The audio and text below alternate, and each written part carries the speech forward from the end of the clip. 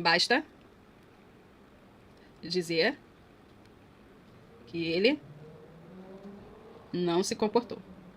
Okay? Obviamente, Sérgio Luiz, o sujeito mais óbvio, o primeiro que você enxerga aqui é o ele, né? Ele não se comportou, eles não se comportaram. A presença da palavra ele obriga o verbo se comportar e o verbo comportar-se a ficar no singular. Então, obviamente, esse cara aqui é o sujeito. Mas lá na questão não existe nenhuma opção com esse sujeito, até porque ficaria muito ridículo. Só que, Sérgio Luiz, você que é safo em concurso, sabe muito bem, ou deveria saber, e se não sabe, vai saber agora, por isso estamos aqui, que o verbo bastar, ele toda hora cai em prova com o raio do sujeito oracional.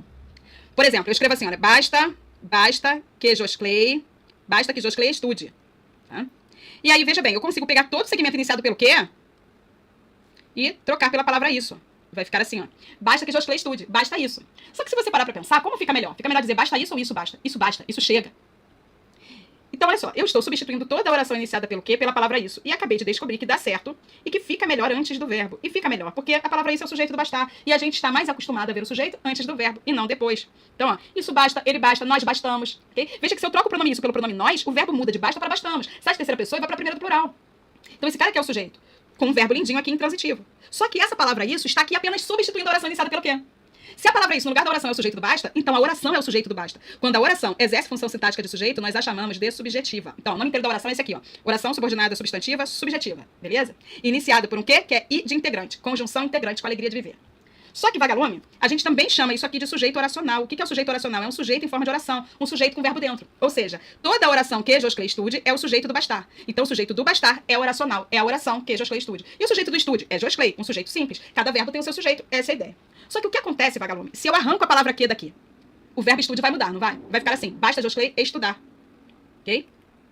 E se eu resolver deixar o sujeito oculto, vai ficar como? Basta estudar. E aí o sujeito do basta vai ser só estudar mesmo. Ou seja, isso basta. Isso o quê? Estudar. Estudar basta. É exatamente o que acontece na de cima aqui. Basta dizer. Dizer basta.